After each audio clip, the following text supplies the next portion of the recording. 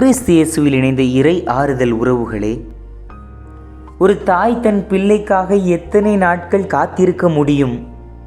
ஒரு தாய் தன் பிள்ளையின் வாழ்க்கை மாற வேண்டும் என்பதற்காக எவ்வளவுதான் கண்ணீர் சிந்த முடியும்?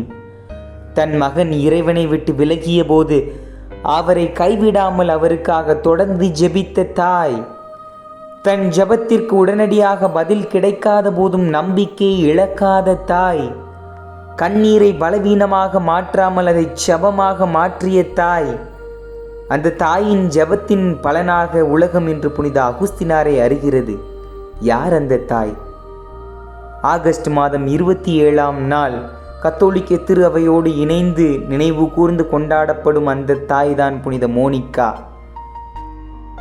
இன்று இந்த பதிவிலே புனித மோனிகாவின் வாழ்க்கை, அவரது குடும்ப போராட்டங்கள், மகன் அகுஸ்தினாருக்காக அவர் செய்த இடைவிடாத ஜெபம், அகுஸ்தினாரின் மாற்றம் மற்றும் இறுதியில் அவர் நமக்கு தரும் வாழ்க்கை பாடங்கள் ஆகியவற்றை பார்க்க போகிறோம்.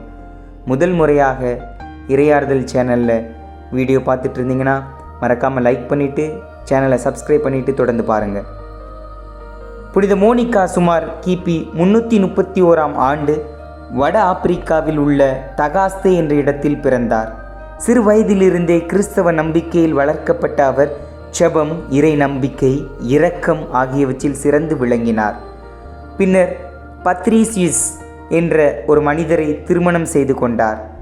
அவரது கணவர் கிறிஸ்தவர் அல்லாதவராகவும் கடுமையான குணம் கொண்டவராகவும் இருந்தார். ஆனால் மோனிகா தனது குடும்ப சூழ்நிலைகளால் இறைவனை விட்டு விலகவில்லை. மாறாக அமைதியுடனும் பொறுமையுடனும் தனது குடும்பத்திற்காக ஜெபித்தார். அவருடைய வாழ்க்கையில் நாம் பார்க்கும் முதல் பெரிய பாடம் இதுதான்: சூழ்நிலைகள் மாறாத போதும் நமது நம்பிக்கை மாறக்கூடாது. மோனிகாவின் வாழ்க்கையில் மிகப்பெரிய கவலையாக மாறியது அவரது மகன் அகுஸ்தினாரின் வாழ்க்கை. அகுஸ்தினார் மிகவும் அறிவாற்றல் மிக்க இளைஞர், கல்வியில் சிறந்து விளங்கினார். ஆனால் வளர வளர கிறிஸ்தவ நம்பிக்கையிலிருந்து விலகினார். அவருடைய வாழ்க்கை பல்வேறு சிந்தனைகளாலும் உலக ஆசைகளாலும் பாதிக்கப்பட்டது. ஒரு தாயாக மோனிகாவின் இதயம் இதனால் உடைந்தது. ஆனால் அவர் தனது மகனை வெறுக்கவில்லை, அவரை தள்ளிவிடவும் இல்லை. என் மகன் இப்படித்தான் இருக்கிறான், இனி அவனுக்கு எந்த நம்பிக்கையும் இல்லை என்று சொல்லவும் இல்லை. மாறாக அவர் செய்தது ஒன்றே ஒன்றுதான்: ஜெபித்தார். கண்ணீருடன் ஜெபித்தார். இரவும் பகலும் ஜெபித்தார். தன் மகன் இறைவனிடம் திரும்ப வேண்டும் என்று தொடர்ந்து இறைவனை வேண்டினார். அகுஸ்தினாரின் வாழ்க்கையை பற்றி மோனிகா மிகவும் கவலைப்பட்டார். ஒரு தாய் தன் பிள்ளையின் உடல் நலத்திற்காக கவலைப்படுவாள். ஒரு தாய் தன் பிள்ளையின் கல்விக்காக கவலைப்படுவாள். ஒரு தாய் தன் பிள்ளையின் எதிர்காலத்திற்காக கவலைப்படுவாள். ஆனால் மோனிகாவின் கவலை இன்னும் ஆழமானது. என் மகன் இறைவனை விட்டு விலகிவிடக்கூடாது என்பதே அவரது மிகப்பெரிய கவலையாக இருந்தது. அவர் பல ஆண்டுகள் தொடர்ந்து ஜெபித்தார். அகுஸ்தினார் தனது வாழ்க்கையில் மாற்றம் இல்லாமல் இருந்தபோதும் மோனிகா நம்பிக்கையை இழக்கவில்லை. அவர் ஆயர்களிடம் சென்று தனது மகனுக்காக ஜெபிக்குமாறு கேட்டுக்கொண்டார். அப்போது அவரது கண்ணீரையும் வேதனையும் கண்ட ஒரு ஆயர் மோனிகாவுக்கு நம்பிக்கை அளிக்கும் வகையில், அத்தனை கண்ணீருடன் ஜெபிக்கும் ஒரு தாயின் மகன் அழிந்து போக மாட்டான் என்ற பொருளில் ஆறுதல் கூறினார். அந்த வார்த்தைகள் மோனிகாவின் இதயத்திற்கு நம்பிக்கையை தந்தன.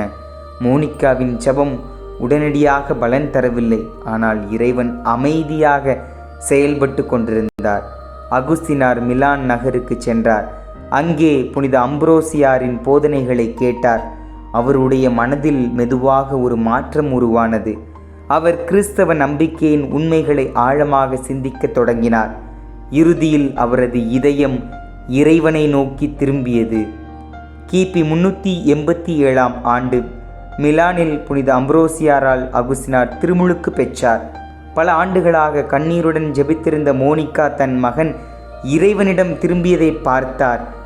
அந்த மகிழ்ச்சியை வார்த்தைகளால் முழுமையாக விவரிக்க முடியாது. ஒரு தாய் பல ஆண்டுகள் காத்திருந்தாள். ஒரு தாய் பல ஆண்டுகள் ஜெபித்தாள். ஒரு தாய் பல ஆண்டுகள் கண்ணீர் சிந்தினாள். இறுதியில் அந்த தாய் தன் மகன் இறைவனின் பாதையில் திரும்பியதை பார்த்தாள். அதன் பிறகு மோனிகாவும் அகுஸ்தினாரும் வட ஆப்பிரிக்காவுக்கு திரும்புவதற்காக பயணம் செய்தனர். ஓஸ்தியா என்ற இடத்தில் அவர்கள் தங்கியிருந்தபோது தாயும் மகனும் இறைவனை பற்றியும் விண்ணக வாழ்வை பற்றியும் ஆழமான உரையாடலில் ஈடுபட்டனர். அதற்கு பிறகு மோனிகா நோயுற்றார். தன் வாழ்க்கையின் மிகப்பெரிய விருப்பம் நிறைவேறிவிட்டது என்பதை அவர் அறிந்திருந்தார். தன் மகன் இறைவனிடம் திரும்பிவிட்டார். அதனால் அவரது இதயம் அமைதியடைந்தது. கிபி 387 ஆண்டு ஓஸ்தியாவில் புனித மோனிகா இறையடி சேர்ந்தார். அவர் விட்டு சென்ற மிகப்பெரிய செல்வம் பணமல்ல, அதிகாரமல்ல, புகழுமல்ல. அவர் விட்டு சென்ற மிக பெரிய செல்வம் அவருடைய ஜெப வாழ்க்கை. அவருடைய மகன் அகுஸ்தினார் பின்னர் திருச்சபையின் மிகப்பெரிய இறையியலாளர்களில் ஒருவராகவும் ஆயராகவும் புனிதராகவும் விளங்கினார். இன்று புனித மோனிகா நமக்கு சொல்லும் செய்தி, அன்பான இறை ஆறுதல் உறவுகளே, புனித மோனிகாவின் வாழ்க்கை வெறுமனே கடந்த காலத்தின் ஒரு வரலாறு அல்ல. இன்றும் அது நம்முடைய குடும்பங்களோடு பேசுகிறது. 1. உங்கள் பிள்ளைகளுக்காக தொடர்ந்து ஜெபியுங்கள்.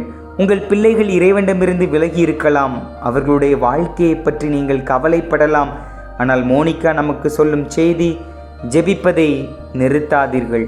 நாம் மாற்ற முடியாத சில விஷயங்களை இறைவனிடம் ஒப்படைக்க முடியும் நம்மால். இறைவன் அதை மாற்ற வல்லவராயிருக்கிறார். 2. உடனடி பதில் கிடைக்கவில்லை என்றால் நம்பிக்கையை இழக்காதீர்கள். மோனிகாவின் ஜெபத்திற்கு உடனடியாக பதில் கிடைக்கவில்லை. ஆனால் அவர் காத்திருந்தார். இறைவனின் தாமதம் என்பது அவர் தர மறுப்பதற்கு அல்ல, அது தரமாயிருப்பதற்கு. இறைவன் தனது நேரத்தில் செயல்படுகிறார். 3. அன்பு என்பது கைவிடாமல் இருப்பது. மோனிகா தனது மகனின் தவறுகளை ஏற்றுக்கொள்ளவில்லை, ஆனால் மகனையே நிராகரிக்கவும் இல்லை. அவர் அன்புடன் அவருக்காக ஜெபித்தார். நாமும் நம் குடும்பங்களில் ஒருவரின் தவறை வெறுப்பதால் அந்த மனிதரை வெறுக்கக்கூடாது. அதற்கு பதிலாக அவருடைய மாற்றத்திற்காக ஜெபிக்க கற்றுக்கொள்ள வேண்டும். 4. உங்கள் கண்ணீரை ஜெபமாக மாற்றுங்கள். சில நேரங்களில் நம்மிடம் வார்த்தைகள் இருக்காது, கண்ணீர் மட்டுமே இருக்கும். அந்த கண்ணீரையும் இறைவனிடம் ஒப்படைக்கலாம். மோனிகாவின் கண்ணீர் ஜெபமாக மாறியது. அந்த ஜெபம் ஒரு மனிதரின் வாழ்க்கையை மாற்றியது. இன்று நாம் அவரிடம் வேண்டுவோம். புனித மோனிகாவே, எங்கள் குடும்பங்களுக்காக ஜெபியுங்கள். இறைவனிடமிருந்து விலகி இருப்பவர்களுக்காக ஜெபியுங்கள். நம்பிக்கையை இழந்தவர்களுக்கும் நம்பிக்கை கிடைக்கச் செய்யுங்கள். பெற்றோர்களுக்கு பொறுமையையும் பிள்ளைகளுக்கு நல்ல வழியையும் அருள வேண்டி இறைவனிடம் எங்களுக்காக எப்போதும் பரிந்து பேசுங்கள் அம்மா. நம் புனிதர் தாய்மார்கள், இல்லத்தரசிகள் மற்றும் குடும்ப பிரச்சனைகளை எதிர்கொள்பவர்களின் பாதுகாவலி. இந்த பதிவு உங்களுக்கு பிடிச்சிருந்துச்சுன்னா லைக் பண்ணுங்கள், உங்களுடைய நண்பர்களுக்கு பகிர்ந்து கொள்ளுங்கள். மேலும் இது போன்ற புனிதர்களுடைய வாழ்க்கை பற்றி தெரிந்து கொள்ள நம்முடைய இறை ஆறுதல் சேனலை சப்ஸ்கிரைப் பண்ணுங்கள். இறைவனுடைய அருளும் இறை ஆறுதலும் என்றும் நம்மோடு.